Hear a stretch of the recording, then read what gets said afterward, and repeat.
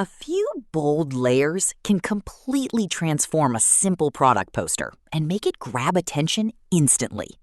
Open Canva and create a new product poster using your preferred dimensions. Start with a clean background. Then open the Elements panel and search for circles, rectangles, polygons, waves, and abstract shapes. Choose one large shape for the background. Then add a few smaller shapes on top to create a layered composition.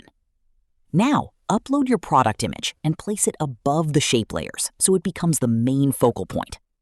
Next, add a bold product headline, a short description, pricing, and a clear call to action using modern, readable fonts.